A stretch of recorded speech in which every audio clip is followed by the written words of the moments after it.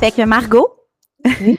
je suis contente de t'avoir. Comme on vient juste de se dire hors caméra qu'on est allés au secondaire ensemble, fait qu'on se connaît déjà. Mais là, on se rencontre dans un autre contexte. C'est le fun. Fait que hier, je faisais des lectures là, pour me remettre dedans. Cette Lacouille, ça fait hyper longtemps que ça existe, depuis le début des années 1900. Ça a toujours été dans la famille, cette Lacouille. Puis si j'ai bien compris, corrige-moi si je me trompe, tu es la 5e génération à qui c'est repassé, dans le fond. La génération précédente, c'était ta mère, puis j'imagine frères et sœurs, peut-être cousins. Ça, c'était pas, j'ai pas trouvé cette information-là, mais je trouvais ça fou de voir 5 générations, puis c'était souligné dans les articles que je lisais à quel point la passation avait toujours été faite comme dans l'harmonie, puis que c'était vraiment, vraiment une fierté, tu sais, pour la famille. Je trouvais l'histoire vraiment cool. Puis, il m'est venu automatiquement une question, puis j'ai le goût de commencer avec ça, si tu as envie de me répondre. Qu'est-ce qui a fait qu'après les études, parce que toi, tu es allée étudier à Québec c'est-tu en marketing? Oui, En, administration, profil marketing. bon, c'est ça. Fait que tu étais étudiante en admin, mais c'était pas dans les plans du tout de reprendre l'entreprise familiale. Puis, il y a quelque chose qui a changé après, mais moi, je veux savoir pourquoi, à la base, tu n'avais pas planifié, tu sais, de reprendre les 7 Lacouilles. Oui, ben dans le fond, c'est ça. Juste pour t'expliquer un petit peu le contexte, là, nous, c'est ça, on fête notre 120e anniversaire cette année, donc tu as raison. Je suis la 5e génération à reprendre le magasin. Le magasin, là, le siège social est à Thetford Mines. Nous, on était à l'école ensemble à Sherbrooke, fait j'ai été élevée à Sherbrooke, ma mère, mon père étaient là toute ma vie. Donc, j'ai pas côtoyé le magasin autant que d'autres personnes qui habitent à Thetford. Donc, pour moi, c'était comme on allait magasiner. Ma mère travaillait pour le magasin, mais à distance. Donc, j'ai pas comme baigné là-dedans toute ma vie. Donc, la première raison, c'est un peu la distance. Tu sais, j'avais pas nécessairement l'intention de venir m'établir à Thetford Mines pour gérer une compagnie. Puis, je voulais aussi, après les études, je voulais vraiment faire du marketing appliqué. Là, tu sais. On étudie là-dedans, on veut comme voir un peu ce que c'est. Donc, j'ai travaillé pour BRP à Valcourt, qui était proche de notre domicile dans ce temps-là. Puis là, c'était vraiment du marketing. Donc, on faisait le marketing pour Sidou pour l'Amérique du Nord, marketing appliqué dans une grosse entreprise. Puis c'est là que j'ai développé ma passion pour les petites entreprises, tu sais, en ayant testé les plus grandes, dans le fond. Fait que j'ai réalisé finalement que ça ne fitait pas vraiment avec ma personnalité d'avoir plusieurs niveaux hiérarchiques en haut de moi. Je suis une fille d'action, je veux vraiment que ça bouge. Quand on prend une décision, j'aime ça voir le résultat de mes décisions rapidement. Puis je pense qu'en PME, c'est là vraiment que tu peux t'épanouir à ce niveau-là et avoir une différence concrète. Là, tu sais. Donc, c'est pour ça que après avoir fait 2 ans, dans le fond, dans le monde des très grandes entreprises, je suis allée voir mon grand-père, puis notre président, dans le temps, il était malade, malheureusement. Donc, on savait que les jours étaient comptés, dans le fond. Donc, il n'y avait pas vraiment de relève. Lui était la 4e génération. Puis, je suis allée voir mon grand-père, j'ai dit qu'il était lui la 3e génération. Donc, il était vraiment intéressé, évidemment, à avoir quelqu'un parce qu'il n'y avait pas nécessairement personne dans la famille qui avait l'intérêt de reprendre là, pour le futur. Donc, on s'est assis, on a fait des plans, puis j'ai intégré l'entreprise, en fond, il y a 11 ans maintenant. C'est fou, puis je t'écoute dire, tu sentais, puis je l'ai lu ça aussi, hein, tu sentais que tu n'étais pas faite nécessairement finalement pour les très grandes entreprises, puis tu voulais te rapprocher, tu sais, de l'idée d'une PME. Mais si je me trompe pas, vous avez vous avez entre 150 puis 200 employés juste chez cette Lacouille. Oui, on est rendu à peu près environ à 160 là, nous autres, c'est sûr que ça fluctue des fois avec les étudiants, les temps partiels et ces choses-là, mais on est à peu près à 160 employés. Ça, c'est dans les 3, parce qu'il y a 3 magasins cette Lacouille. C'est dans Dans les 3 confondus, là, le En fait, on a 160. 2 bannières, dans le fond, que moi, je gère. On a cette Lacouille-Mode, puis on a Silhouette Lingerie aussi. Ça, c'est des lingeries pour dames qu'on a à travers le Québec. Donc, on a 11 boutiques au total, qui incluent les 3 sets Lacouille. Donc, je te dirais que c'est à peu près 50-50 au niveau du chiffre d'affaires, mais aussi au niveau du nombre d'employés dans chacune des entreprises. OK, fait que c'est ça, c'est le nombre d'employés global là, dans toutes les bannières, dans les 2 bannières, dans toutes les succursales aussi. Exactement. Donc, Mais le quand bureau, même, c'est c'est ça. une grande PME. Oui, bien, on se classe souvent dans le top 100 le top 300 des plus grandes PME au Québec. Au nombre d'employés, c'est sûr qu'on regarde aussi, je pense, les chiffres d'affaires, mais c'est quand même une grosse entreprise finalement quand on le regarde au niveau des chiffres, c'est sûr. Puis, OK. Puis là, c'est ça. Fait que dans le fond, tu étais aux études, tu voulais un peu goûter au marketing appliqué, comme tu dis. Puis là, finalement, t'es tombé face à des défis du monde du travail réel, puis tu as eu l'idée de peut-être aller explorer dans l'entreprise familiale. Puis finalement, clairement, l'idée est devenue durable parce que là, tu es encore là quasiment 12 ans plus tard. Puis il me semble que ce que j'ai vu, en 2018, tu as été nommée présidente, puis c'est tout juste en 2023 que tu es devenue actionnaire principal. Est-ce que c'est actionnaire unique? Actionnaire majoritaire, donc toutes les parts de l'entreprise ont été transférées vers moi, là, dans le fond, cet été. Pour le futur de l'entreprise, dans le fond, tout va être à moi, mais il y a encore une partie de la famille qui détiennent des parts non votantes, dans le fond, qui éventuellement vont être achetées là, au courant des prochaines années. Donc, cette LACUI, c'est sûr que moi, quand je suis rentrée dans l'entreprise il y a 11 ans, il restait encore, je pense, 5 ou 6 LACUI qui travaillaient dans l'entreprise. Donc, on avait ma tante, ma mère, un frère à mon grand-père qui travaillait encore dans l'entreprise. Mon grand-père était là aussi dans le temps. Son frère à lui, donc on avait encore beaucoup de cette LACUI dans l'entreprise. Maintenant, je suis rendue la seule, donc je dis toujours, je suis la dernière des sept LACUI dans l'entreprise. En plus, je suis une blouin. Mon père, s'il m'entendait, il voudrait que je dise qu'à la base, je suis une blouin. Donc, cette LACUI, c'est du côté de ma mère. Mais ça reste quand même dans l'entreprise, mais je suis la dernière. Donc, c'est important là, pour nous de faire la passation des pouvoirs complète pour que pour le futur, je sois intéressée aussi à continuer dans l'entreprise. C'est fou, toute seule avec les décisions d'une aussi grande entreprise. Je Mais trouve j'ai ça fou. encore, tu sais, il faut que je mentionne que j'ai encore des oncles, des tantes qui sont impliqués dans l'entreprise au niveau du conseil d'administration.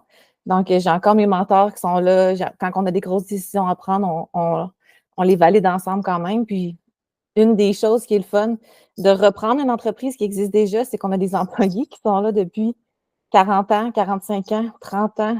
Donc, on a l'expérience qui est avec nous. On n'est pas seul. C'est pas comme quand tu te lances en affaires que tu intègres des gens qui connaissent moins de choses que toi dans l'entreprise. Là, tu gères une équipe de gens qui sont déjà dévoués et qui ont déjà beaucoup d'expérience. Donc, il y a des erreurs que tu n'es pas obligé de faire. Des fois, tu es capable de te référer justement à ces personnes clés-là puis avancer plus rapidement. J'aime vraiment ça t'entendre, puis évidemment, j'ai plein de questions à te poser, mais j'ai envie de commencer par une question plus large. Dans le fond, j'aimerais ça que tu me racontes un peu justement quand tu as eu parlé à ton grand-père, que finalement tu as décidé d'intégrer l'entreprise, puis que ça a parti. Là. J'imagine que tu as dû t'établir à Thetford parce que tu le disais tantôt, tu es une fille de Sherbrooke. C'est vrai, on est allé à l'école à Sherbrooke. Là, tu avais travaillé à Valcourt. Ensuite, c'est ça, tu commences là, à Thetford. Est-ce que tu déménages? Comment ça se passe le début, la transition, si on veut? Est-ce que c'était déjà évident que tu allais devenir justement présidente, puis ultimement que tu allais reprendre l'entreprise, ou c'était plus à titre d'essai-erreur? Je vais aller voir, je vais aller à tâtons dans ce nouveau rôle-là.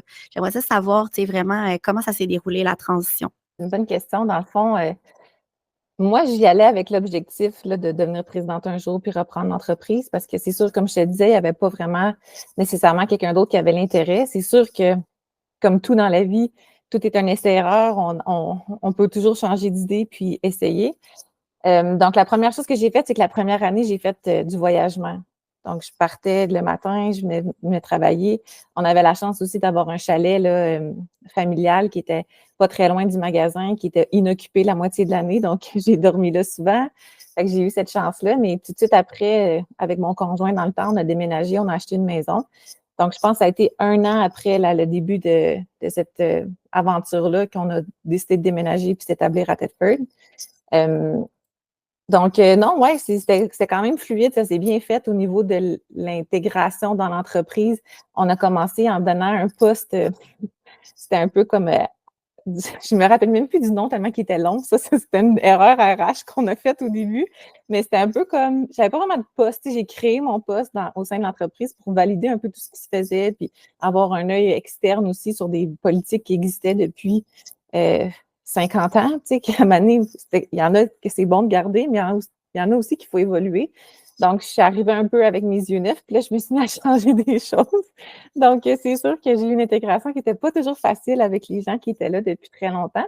Mais ce que je suis très fière d'avoir réussi à accomplir, là, c'est que tout le monde a suivi. Tu sais, une fois que tu es capable de montrer ta vision, puis de montrer aussi que oui, tu fais le travail, puis que les changements que tu apportes fonctionnent, Mais habituellement, les gens qui sont de bonne volonté te suivent. C'est ce qui est arrivé dans l'entreprise. Donc, première année, je te dirais qu'elle était quand même difficile, mais après ça s'est bien fait. Puis, depuis ce temps-là, là, je sens pas que j'ai de résistance au niveau de mon équipe, là.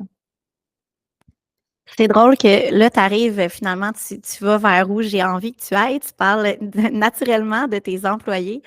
Tu l'as bien nommé, souvent, il y a de la résistance au changement, c'est tout à fait naturel. Nous-mêmes, on le vit au day-to-day. Tu sais, quand il y a une grosse transition, on va avoir tendance à être réfractaire au début. Pas tout le monde, mais tu sais, c'est une réaction humaine, disons. Puis finalement, tu sais, ça devient de plus en plus fluide. Les peurs s'en vont, puis on s'adapte. Mais tes employés, justement, tu parles d'employés extrêmement fidèles, stables, qui ont été là depuis des années, qui connaissent s'il y a de quoi mieux l'entreprise que toi, quasiment.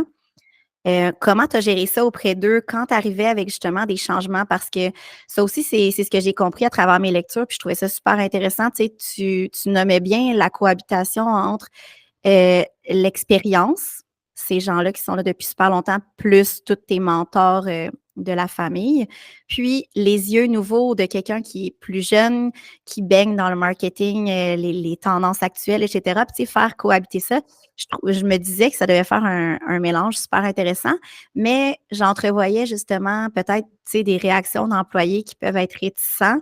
Comment, toi, tu abordais ça auprès de l'équipe, tu sais, ces changements-là? Est-ce que tu as eu à faire face à des rencontres vraiment individuelles pour t'expliquer, justifier tes décisions? Est-ce que c'était présenté de manière très officielle à l'équipe? Comment ça se passait quand tu emmenais ces changements-là? Je pense que c'était vraiment du cas par cas. Ce que j'ai réalisé aussi à travers les années, c'est que chaque personne est différente, chaque personne réagit différemment à un changement.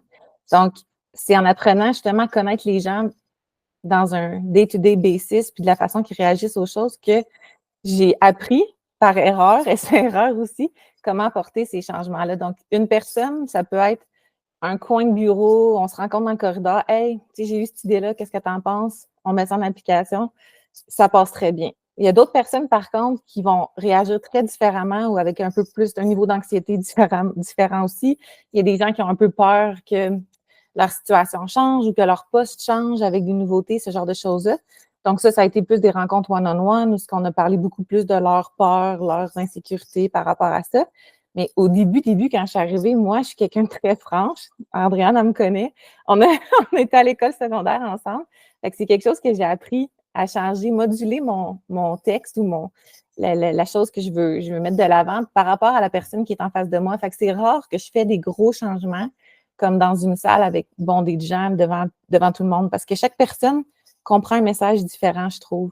Justement, je trouve ça cool ce que tu dis que tu as fait, c'est d'y aller un peu plus au cas par cas parce que c'est vrai que tout le monde réagit différemment, même si tu fais une annonce au grand public, je dirais.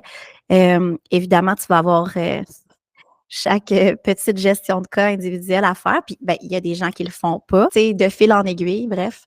Une personne peut accumuler comme de l'irritant, puis si elle n'est justement pas rencontrée, puis que ces irritants-là ne sont pas abordés, tu sais, souvent ça va finir en départ ou bien même en influence négative auprès de l'équipe. Fait que, tu sais, on est toujours mieux d'aborder les employés séparément, puis de valider ce qu'ils ressentent, leur expérience personnelle, tu sais. Mais justement, je ne peux pas croire, là, ça fait quasiment 12 ans que tu es dans l'entreprise. La manière que tu le racontes, ça a l'air fluide et naturel. Est-ce que ça a toujours bien été, la gestion du personnel? Est-ce que tu en as rencontré justement des défis où toi, ça t'a challengé comme personne, comme nouvelle gestionnaire? Je ne sais pas si tu gérais déjà du personnel chez BRP, mais j'ai l'impression que non. Tu sais, est-ce que tu as rencontré de ces challenges-là où tu as dû comme peut-être aller chercher de l'aide d'un mentor, d'un membre de ta famille, te poser des questions, changer ton fusil d'épaule? Je serais intéressée à en entendre parler. Absolument. Je te dirais que même aujourd'hui, après 12 ans, c'est le défi quotidien que je vis le plus, là, c'est la gestion de personnel parce que veux pas, tu rentres un peu dans l'émotionnel, tu rentres un peu dans les valeurs intrinsèques des gens aussi, tu sais, donc c'est super important. Mais absolument, là, quand je suis rentrée, comme je t'ai dit, il a fallu que je m'adapte à savoir, OK, chaque personne est différente, chaque personne doit être traitée de manière différente. Mais je pense que ce qui m'a sauvée un peu dans tout ça, c'est mon empathie qui est quand même assez grande. Puis le fait de toujours être intéressé à aller vers les gens, puis poser des questions, puis savoir est-ce que, tu sais, j'ai vu dans ton non-verbal, je suis quand même capable de lire les gens, puis de m'intéresser à comment ils se sentent. Donc, je le vois souvent quand il y a un non-verbal qui me dit, OK, bon, cette nouvelle-là, elle n'a pas passé avec tel ou tel employé. Revenir à la charge, en discuter, tu sais, pour vraiment comme laisser passer un peu crever l'abcès. Moi, j'aime pas ça avoir des non-dits. Je suis quelqu'un qui est franche, mais ça a aussi son bon côté, c'est que je suis très honnête, très loyale, puis très juste dans la façon que je vais diriger mon entreprise. Donc, pour moi, s'il y a une inégalité entre des personnes ou si j'ai moi-même créé une inégalité, des fois, on s'en rend pas compte, on prend des décisions rapides. C'est important pour moi de venir la corriger puis de parler avec les gens pour s'assurer que tout le monde se sentent bien dans mon entreprise, puis quand ils rentrent travailler, ils savent qu'est-ce qu'ils ont à faire, mais ils sont heureux aussi, tu sais. Fait que ça, c'est une des choses que je pense qui m'a un peu sauvée dans mes erreurs d'apprentissage, c'est que si je fais une erreur personnelle, je l'admets, je vais m'excuser à la personne, puis on va aller prendre sur ces bases-là pour aller de l'avant. Donc, jamais je laisse des conflits non réglés. Fait que je pense que ça, c'est une des clés du succès de mon côté que je retiens de tous mes essais-erreurs dans le passé. Puis oui, c'est un défi constant. Puis même si on a cette empathie-là, puis qu'on est bon avec le personnel, chaque jour, c'est un challenge. Puis des fois, on pense le soir, ah bon, est-ce que j'ai bien répondu à cette personne? Est-ce que j'ai bien pris le temps? Tu sais, je te donne un exemple rapide, mais quand j'ai commencé, moi, je suis très efficace dans la vie. J'aime ça quand ça bouge. Puis, j'étais en train d'écrire un email, quelqu'un rentre dans mon bureau, puis je gardais les mains sur l'ordi. Je me tournais la tête, puis j'écoutais ce qu'il disait, mais dans ma tête, j'étais encore en train de vouloir répondre à mon courriel. J'avais vraiment de la misère à m'arrêter, reculer sur ma chaise, me tourner, inviter les gens à rentrer, m'expliquer leurs problèmes, parce que dans ma tête, c'était des problèmes faciles à régler. Mais les gens, c'est pas ça qu'ils veulent. Ils veulent avoir de l'écoute, ils veulent sentir que tu les écoutes, ils veulent sentir que tu es vraiment là pour prendre le problème en charge, puis bon, toi, c'est quoi ta solution? Explique-moi, même si dans ta journée à toi de gestionnaire, c'est un mini problème, enlève tes mains sur ton clavier, retourne-toi, puis prends le temps pour la personne. Fait que ça, c'est une des erreurs que je faisais au début, que je pense que je fais plus. Je pense que je suis rendue meilleure là-dedans. Mais c'est excellent là, que tu m'aies donné cet exemple-là. Puis c'est fou de voir, ben, tu es dans la catégorie des personnes clairement plus introspectives. Tu te rends compte de ces choses-là, puis tu les corriges avec le temps. C'est vraiment cool. Y a-t-il quelque chose que tu considères que tu fais de différent des autres en termes encore de gestion de personnel? C'est quelque chose que tu dirais, moi, s'il y a un truc dont je suis fière, là, ben, différent. C'est peut-être pas le bon mot parce qu'il y a toujours, il y a toujours plusieurs personnes qui font les mêmes choses, mais qu'est-ce qui te rend le plus fier ou qui te distingue en tant que gestionnaire, mettons? C'est une bonne question, puis je pense que récemment, j'ai peut-être réalisé ça pour avoir côtoyé plusieurs personnes qui gèrent du personnel dans mon entourage et tout ça. Je pense que, ben, je sais pas, je ne l'ai pas mentionné, mais une des premières choses que j'ai faites en arrivant, là, c'est d'établir les valeurs de notre entreprise qui existaient par les Setlaqui qui étaient là, mais en étant la dernière Setlaqui, je voulais que les valeurs soient capables de perdurer dans le temps, puis à travers toute mon équipe. Une de ces valeurs-là qu'on a dans l'entreprise, c'est l'honnêteté. Puis ça, c'est pas tous les gestionnaires qui sont honnêtes avec leurs employés quand ils ont des rencontres où ils donnent pas vraiment le portrait global d'où est-ce que l'entreprise va, c'est quoi nos challenges, c'est quoi les choses qu'on fait face, puis pourquoi qu'on prend ces décisions-là. Puis j'ai réalisé que je pense que c'est une de mes forces en tant que gestionnaire, c'est que je suis capable vraiment de montrer la vision d'où est-ce qu'on s'en va, mais surtout d'être très honnête. Donc, si je prends une décision que je sais qui ne sera pas bien reçue de la part d'un employé, mais je lui explique pourquoi j'ai pris cette décision-là, puis pas juste, tu sais, je ne suis pas quelqu'un qui gère en tant que, ben, j'ai décidé que c'était comme ça. Ou la compagnie, ça va être mieux pour la compagnie. Oui, mais pourquoi? Tu sais, de prendre le temps d'expliquer puis d'être complètement honnête et transparente. Donc, oui, quand on a des bons coups, c'est le fun d'être transparent, de dire waouh, on a fait beaucoup de profits cette année, on va pouvoir redistribuer tout ça. Mais nous, on est dans une entreprise qui, malheureusement, vit des moments très difficiles là, depuis quelques années, tu sais, de pandémie, post-pandémie. Donc, c'est pas une entreprise qui est en croissance énorme. Donc, quand on gère une décroissance, c'est beaucoup plus difficile à gérer, je crois, personnellement. Mais d'être honnête avec nos employés aussi, puis de dire voici où est-ce qu'on en est, voici où est-ce qu'on s'en va, voici ce qu'on pense prendre comme action pour se rendre là. C'est pas tous les gestionnaires qui sont à l'aise de parler de ces choses-là. Puis je pense que ça soude une équipe aussi parce que, tu sais, on dit toujours qu'on veut des gens qui dans le même bateau que nous, qui row in the same sense, tu sais, dans le même courant que nous, mais s'ils ne sont pas au courant des défis qu'on vit, comment voulez-vous qu'ils nous suivent et qu'ils nous supportent là-dedans aussi? Donc, c'est peut-être pas quelque chose de différent, mais c'est quelque chose que moi, je fais que je trouve qui est important. Mais fait que vous en parlez justement de cette longue quand même période, là, parce que la pandémie, c'est, mettons, 2020, on est en 2024. Votre équipe est au courant de cette période de décroissance-là? Oui, oui, oui, ils sont au courant. On regarde. C'est sûr que c'est pas tout le monde qui a accès à tous les chiffres là, de l'entreprise. On a quand même, on n'est pas une entreprise qui est publique, là, donc les chiffres sont pas divulgués. Ça reste à l'interne, mais ils sont conscients des défis, puis ils sont conscients aussi de la décroissance. Donc, ils voient les chiffres de vente qui sont pas nécessairement en augmentation. Euh, Puis je leur parle aussi de ce que ça a comme impact au niveau de l'entreprise. Tu sais, pourquoi qu'on prend des décisions. Il y a eu une réorganisation complète qui s'est faite suite à la pandémie. Il a fallu qu'on coupe beaucoup de certains postes, certaines réorganisations aussi. Puis dans le day-to-day de la gestion aussi, c'est très important, nous, la gestion des coûts, parce que quand tu n'as pas une croissance de vente, tu dois réduire tes coûts pour rester en affaires. Donc, ils font part entière de ces décisions-là, puis ils font partie de la solution aussi, parce qu'on ne peut pas juste penser, nous, dans la direction haut niveau, comment on fait pour couper ces coûts-là, comment on fait pour être très lean, efficient dans nos opérations. Chaque personne a un impact sur ça. Donc, s'ils ne sont pas conscients qu'ils doivent faire ce travail-là, comment veux-tu qu'on s'améliore? Donc, on en parle, puis on en discute.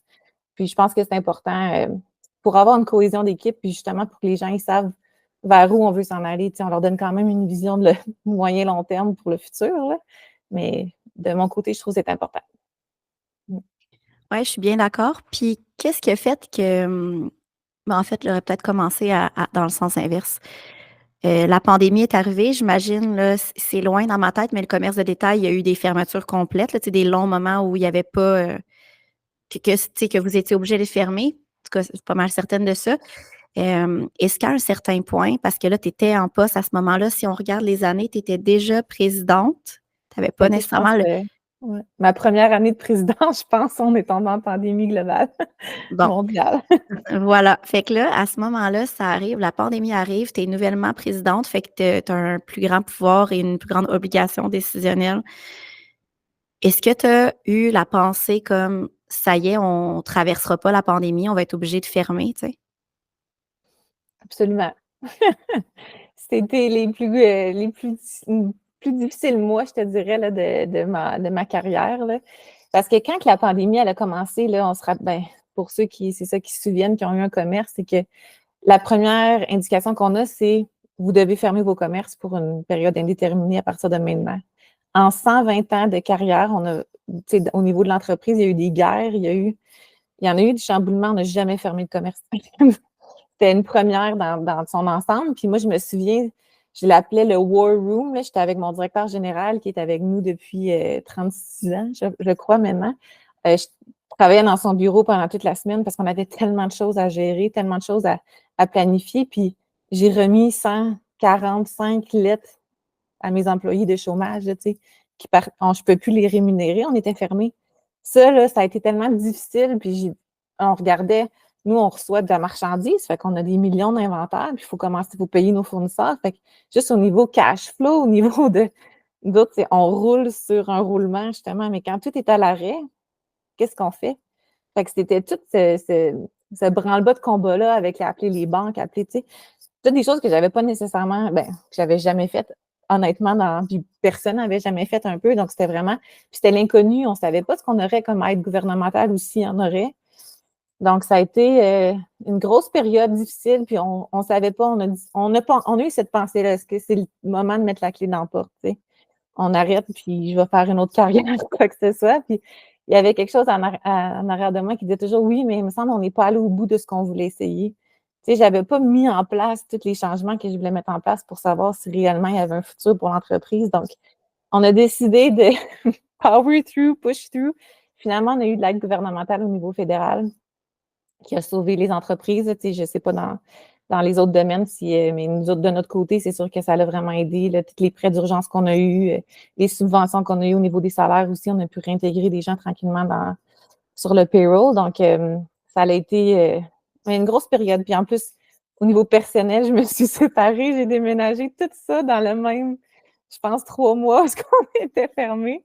Donc, ça a été quand même assez intense, mais ça fait partie, je pense, des moments qui m'ont formée aussi à vitesse grand V parce que je suis rentrée dans tous les détails de l'entreprise. Tu sais. La réorganisation qu'on a faite, là, c'est tant au niveau administratif, financier, les prêts avec les banques, les baux dans les centres d'achat, toutes des choses que, mettons, mon directeur général gérait un peu plus dans le temps, mais là, on était hands-on, tout le monde, comme qu'est-ce qu'on fait? Fait que j'ai appris vraiment beaucoup aussi à ce niveau-là. Hey, c'est sûr, j'en doute pas. C'est capoté. Puis, est-ce que vous aviez déjà, parce que là, vous avez un site transactionnel, je me trompe pas? Est-ce que vous Oui, l'aviez à ce moment-là, pendant la pandémie? la moitié. Donc, mes boutiques Silhouette Lingerie, j'avais un site qui avait déjà 3 ans d'existence. Fait que ça l'a aidé quand même, mais c'est pas un site Internet, nous, qui. C'est à peu près 5 de mon chiffre d'affaires. Là. Dans la boutique Silhouette Lingerie, on a une catégorie là, de clientes qui sont, je vous dirais, 65 ans et plus en majorité. Donc, c'est pas des gens qui sont aussi adeptes de la vente en ligne là, que peut-être d'autres générations. Donc, de ce côté-là, on l'avait, mais tu sais, encore là, ça l'employait peut-être 3 personnes là, à gérer les commandes, à faire les choses. Fait que c'est pas 100 de notre business. Là, ça l'a pas transféré non plus en ligne tout le monde. Il y a des gens qui ont juste attendu pour faire leurs achats. Mais cette Lacui Mode, on n'avait pas encore mis en ligne le site. C'était comme dans nos plans de le faire en septembre, puis la pandémie, elle a frappé, je pense, avril, si je me souviens pas, je me souviens bien.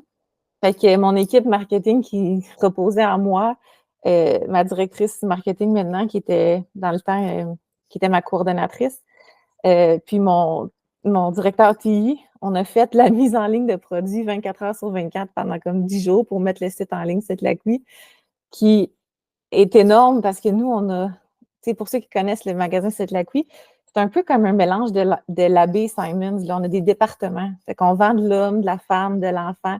On vend des choses pour la maison. On vend des choses, justement, des chaussures, des skis. on vend un peu de tout. C'est un gros magasin à rayons sur 3 étages à Different Minds.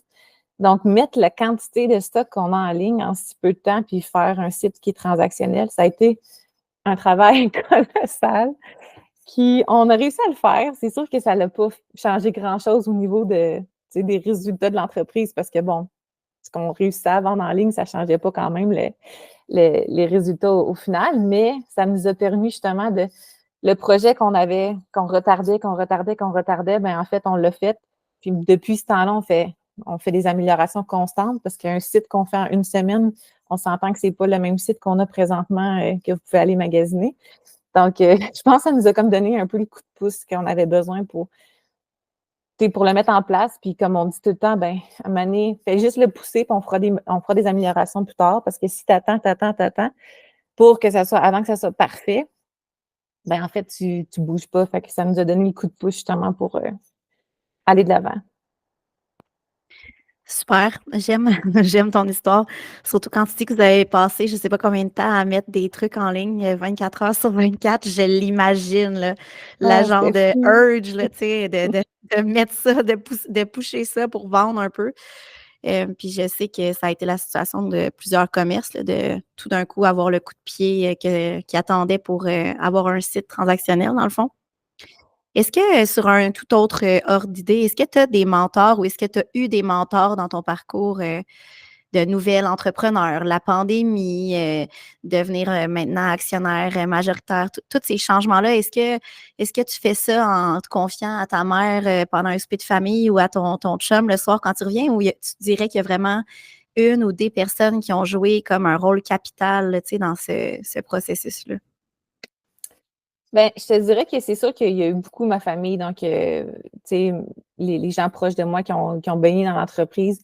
Quand que j'ai Quand il y a des choses que je ne suis pas certaine ou que je veux valider, c'est sûr qu'ils sont toujours proches de moi, donc je peux les appeler. C'est une des choses qu'on a mis à maner avec ma mère pour pas justement que ça l'empoisonne un peu l'ambiance de famille. Donc, si on veut parler du travail, c'est de 9 à 5. Fait que si on veut parler de ça, on s'appelle pendant ces heures-là de travail. Puis on essaye, c'est sûr que, bon, on est tous humains, mais on essaye que quand on s'appelle le soir, ben, on parle de la vie, là, tu sais, d'autres choses, de qu'est-ce qui se passe dans nos vies personnelles et tout ça. Fait que j'essaie de faire quand même une différence entre les deux. Sinon, je te dirais que moi, je m'intéresse beaucoup, tu sais, je m'implique beaucoup dans les conseils d'administration, autant au niveau régional qu'un petit peu plus grand. Tu sais, comme maintenant, je suis sur le Conseil québécois du commerce de détail. Donc, Je siège sur ce CA-là qui est merveilleux pour moi parce que je suis avec les très grands joueurs de l'industrie du commerce de détail. Donc, à chaque fois qu'on se rencontre, on fait un tour de table sur les enjeux, sur ce qui se passe, sur les défis, mais aussi sur les solutions qui peuvent être apportées pour notre secteur. Donc, j'apprends énormément avec ces gens-là. Juste en côtoyant ces gens-là, tu te rends compte, OK, tu sais, on a les gens comme Jean Coutu, Canadian Tire, je suis autour de Omer Dessert avec, tu sais, c'est vraiment des gens qui savent qu'est-ce qu'ils font, sont beaucoup plus gros que moi, mais nos défis sont tellement pareils, finalement, quand on se remet à petite échelle. C'est juste qu'on va les gérer un peu différemment, mais fait que ça, je pense que ça m'a beaucoup aidé. Puis c'est sûr que de se fier beaucoup, comme je disais tantôt, à notre personnel clé sur place, qui ont de l'expérience dans ce qu'on fait. Je pense que c'est important aussi de mon directeur général, comme je vous disais, qui est là depuis 36 ans. Sans lui, tu sais, l'entreprise, elle n'aurait pas continué avant que moi j'arrive. Là. Il a vraiment été un pilier dans l'entreprise pour tenir tout ça. Donc, j'ai pas quelqu'un en particulier, tu sais, mais j'aime ça m'inspirer. Tu sais, je vais lire beaucoup, je vais lire des livres, je vais regarder ce qui se passe sur les réseaux sociaux, justement, des entrevues qui se font avec des hauts dirigeants ou des biographies, des choses comme ça. Donc, j'essaie d'aller m'inspirer un peu à gauche, à droite, puis pas trop ramener ça à la maison, mais on a toujours des fois ce petit défi-là quand on a un point précis là, qui nous tracasse. Toi, mais tu sais, tu dis que tu t'es beaucoup inspiré, mais un peu partout finalement. Est-ce que toi, si quelqu'un t'arrivait là, de ton entourage ou pas, avec l'envie d'être entrepreneur, est-ce qu'il y a comme quelque chose que tu voudrais absolument là, qu'il sache, tu sais, un genre de conseil ultime, ou peut-être qu'il y en a deux, quelque chose que tu trouves qu'il faut savoir là, quand tu te lances dans l'entrepreneuriat? Ben, je pense que c'est pas vraiment un conseil, mais d'être conscient qu'il va y avoir des défis. Tu sais, faut que tu sois quelqu'un d'action qui aime gérer des défis parce qu'il n'y a pas une journée dans un quotidien normal où tu n'as pas à peu près 70 décisions à prendre. Fait que si tu es quelqu'un qui a de la difficulté un peu à prendre la pression, si tu es quelqu'un qui est un peu anxieux dans la vie, il va falloir que tu travailles beaucoup sur ça, je pense, travaille sur toi-même parce que c'est pas un long fleuve tranquille. Même si tu prends une entreprise qui existe depuis longtemps ou si tu pars une nouvelle entreprise, les défis sont quotidiens. Il y en a quand même beaucoup, mais c'est le fun. Tu sais, il faut le dire aussi, c'est complètement différent. Je ne me reverrais pas, moi, revenir à un 9 to 5 où ce que je fais de l'entrée de données, là, mettons, dans un système. Mon cerveau n'est pas fait comme ça. Mon cerveau veut de la nouveauté, veut être capable de bouger, mais ça bouge. Fait que des fois, comme entrepreneur, des fois, là, le fantasme qu'on fait, là, c'est de revenir le soir puis que notre cerveau soit off. Tu sais, tu finis ta journée puis que le cerveau arrête, ça J'imagine que tu vas vient me dire pas. que c'est impossible. C'est impossible, mais il faut que tu trouves des façons, par exemple, pour survivre à ça. Donc, le deuxième conseil, puis merci de m'envoyer là-dedans, c'est trouve-toi quelque chose qui te fait décrocher. Que ce soit le sport, que ce soit si tu es artistique, que tu fais quelque chose, mais moi, mettons, c'est les sports extrêmes. OK? Fait que quand tu es en vélo de montagne, tu descends une montagne, tu n'as pas le temps de penser à ton conseil d'administration demain, puis ton meeting. Tu essaies à penser à ta survie, puis tu as du plaisir hein, en même temps. Tu sais, le rush d'adrénaline, d'aller changer, peut-être changer un peu les hormones dans ton cerveau pour enlever le stress d'anxiété, puis le stress pour le développer en quelque chose de nouveau. Donc, moi, c'est ça. En ce moment, je suis enceinte de 33 semaines. Je trouve ça difficile parce que j'ai pas cet échappatoire-là. Mais en temps normal, tu sais, l'hiver, je vais faire la randonnée du ski alpin avant de commencer le travail. Moi, ça me prend ces moments-là de déconnexion parce que je suis en nature, je sors, je pense à d'autres choses. Puis des fois, juste en randonnée en forêt, ça peut te donner des idées aussi. Tu sais, ton cerveau, il pense à d'autres choses, mais tu as une idée pour la business, mais tu le prends, tu le gardes. Mais fait que c'est comme les deux conseils. Sois conscient que ça va être difficile, mais trouve-toi des façons pour t'en sortir aussi à chaque jour, tu sais, pour déconnecter. J'adore vraiment que tu utilises pas juste sport, mais bien sport extrême. Extrême. Ben, tu sais, je dis ça en riant parce que c'est vrai que c'est ainsi imagé là, quand tu te promènes en, en montagne puis que ta survie dépend de tes prochaines décisions. Mais ça peut être aussi du yoga chaud. Tu sais. Yoga chaud, c'est un peu plus extrême que du yoga slow, là, tu sais. Mais en yoga chaud, tu penses vraiment à ce que tu es en train de faire. Tandis que, c'est ça. Moi, c'est ma façon que mon cerveau déconnecte facilement. Mais c'est sûr que j'essaie de travailler pour que plusieurs fois par jour, je sois capable de déconnecter sans aller me jeter en bas d'une falaise. Non, mais le pire, c'est que notre PDG, Mathieu Allaire, il vient juste d'écrire un billet pour notre infolette exactement là-dessus. Il disait justement, lui, sa façon, c'est, dans le fond, c'est de s'être trouvé des passions où il utilise ses mains. Il parle pas de sport extrême, mais tu sais, lui, il travaille le bois, mettons. Mais ça lui permet comme de complètement changer son focus. Puis ça m'emmène à quelque chose que j'avais lu, que j'avais trouvé vraiment intéressant, qui était tu sais, des fois, on pense que décrocher, c'est comme, on a comme l'image dans notre tête, tu sais, aller dans le sud avec un drink, puis être étendu, ou bien lire un livre, tu sais, relaxer, s'arrêter. Puis, ce que j'avais lu, c'est que comment notre cerveau fonctionne, c'est qu'en fait, se décrocher ou se reposer, c'est deux choses différentes. Puis, décrocher, ça peut se faire, et même ça a avantage à se faire par des actions qui emmène ton cerveau à sortir, dans le fond, de ses mécanismes habituels. Fait que, tu sais, si on est habitué de travailler intellectuellement, mais justement, d'aller faire quelque chose de créatif avec les mains, d'aller sur ton vélo de montagne ou, tu sais, tous les exemples que tu as donnés, bien, ça emmène ton cerveau hors de ses chemins habituels. Puis ça le fait comme récupérer, je dirais. C'est ce que j'avais compris de ma lecture, mais j'avais trouvé ça vraiment intéressant parce que le stéréotype est tellement fort, tu sais, de ah, j'ai besoin d'une semaine de vacances, j'ai besoin d'aller m'effoirer sur le bord de la plage. Puis là, ben, il me semble qu'en tout cas, je parle pour moi, mais effoirer sur le bord de la plage, si j'ai quitté mon travail avec plein de trucs à faire, c'est difficile de les avoir laissés derrière moi. Je vais avoir tendance à y penser versus en train d'utiliser mes mains ou, tu sais, comme tu dis, des sports extrêmes, c'est moins mon truc, mais je comprends je comprends le L'autre processus. chose, tu sais, de décrocher comme ça pendant une semaine de temps, c'est que c'est pas si tu le fais une fois par année ou 2 fois par année, t'es relax 2 fois par année? On a 365 jours dans une année. Fait que si tu es capable de trouver quelque chose que tu peux faire quotidiennement ou au moins hebdomadairement, fait que tu sais, si c'est une activité qui prend un peu plus de temps, bien, je pense que c'est beaucoup plus bénéfique pour ton cerveau, puis aussi pour ton mindset, mais ton mindset est reflété dans toute ton entreprise. Fait que, tu sais, on est un peu, je pense, une génération là, de nouveaux cadres, nouveaux gestionnaires, où ce qu'on est jeune, on est conscient de ça, tu sais. Euh, puis moi, je dis toujours, moi, le week-end, ça me prend, tu sais, des périodes de déconnexion, il faut que je fasse mon sport. Moi, je suis très ouverte aux gens qui me disent, mais j'arrive à 9 heures parce que je vais au gym le matin. Je n'arriverai pas pour 8 heures. Parfait, parce que je trouve qu'on est plus efficace quand on arrive après une petite période de déconnexion, qu'on a fait quelque chose qu'on aime versus quelqu'un qui est workaholic, qui travaille à l'année longue, qui ne prend jamais de vacances, puis qui n'a aucune passion autre que le travail. À la fin du compte, je trouve qu'ils ont l'air fatigués puis ils prennent des mauvaises décisions. Fait que, moi, je trouve que c'est bénéfique pour des gestionnaires de prendre ces pauses-là puis de prendre du temps pour eux au lieu de justement faire des semaines de 80 heures puis parler juste au travail parce que à un moment donné, ton cerveau, il vient saturer là, des décisions que tu prends puis tu les prends à un moment donné un peu OK, fais ça. Mais tu n'as pas vraiment pris le temps de penser. Tu sais, des fois, ma mère, elle me disait des fois, as-tu pris le temps de penser aujourd'hui? J'étais comme, qu'est-ce que tu veux dire? Mais c'est vrai, quand tu es gestionnaire, tu es toujours dans l'action, dans le day-to-day, tu ne peux pas avoir cette capacité-là à sortir de tes problèmes, puis juste avoir le temps de penser. Fait que moi, j'ai commencé à faire des demi-journées, des fois, que de télétravail, que je suis de la maison. J'en fais pas assez, mais des fois, pendant ces demi-journées-là, là, ça, on a-tu fait ça? Ça, on a-tu fait ça? On dirait que les choses, vu qu'il n'y a personne qui rentre dans mon bureau, le téléphone, il sonne moins quand on est en télétravail, là, moi, je trouve, en tout cas. Tu as le temps de penser à plein de choses que tu as oubliées ou que tu n'as pas pensé de dire à ton équipe. Fait que c'est bénéfique aussi à ce niveau-là, je pense, quotidiennement, voire hebdomadairement.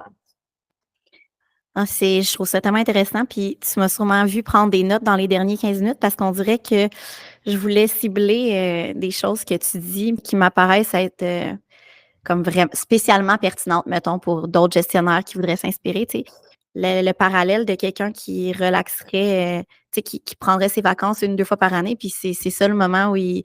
Tu sais, c'est-tu ça le seul moment où il relaxe versus justement faire un peu au quotidien quelque chose qui te permet de décrocher. Je trouve ça vraiment intéressant ton ouverture à tes employés qui, mettons, peuvent rentrer un peu plus tard parce qu'ils vont s'entraîner. Puis justement, tu vas faire en sorte qu'ils vont être plus disponibles au travail. Tu ne l'as pas dit comme ça, là, mais tu sais, qu'ils vont être plus, comment tu as dit ça, qu'ils vont prendre des, ben, tu sais, qu'on prend des meilleures décisions quand on est reposé, justement. Puis ta mère qui te dit, as-tu pris le temps de penser aujourd'hui? Je trouve ça excellent. C'est le fun, mais c'est rare que je prends le temps aussi de parler de de mon parcours entrepreneur, mais aussi de penser à ce que je fais comme gestionnaire, tu sais, parce que on le fait naturellement. Sans Mais réfléchir, c'est ouais, ça, c'est ça. exactement. Sans réfléchir, mais en réfléchissant quand même, parce que comme tu disais tantôt, je suis quelqu'un qui aime beaucoup faire de l'introspection, Mmh. puis valider est-ce que j'ai pris des bonnes décisions, comment j'ai bien géré cette situation-là ou mal géré. Mais c'est rare que j'en discute. Là, des fois, j'en parle avec certains autres amis qui ont des business, eux autres aussi, mais on ne rentre pas dans ce genre de détails-là qu'on a fait aujourd'hui. Merci, Andréane. C'était quasiment thérapeutique ce matin. Mais merci à toi, tu es ma première entrevue, puis j'ai trouvé ça vraiment intéressant. Merci à toi.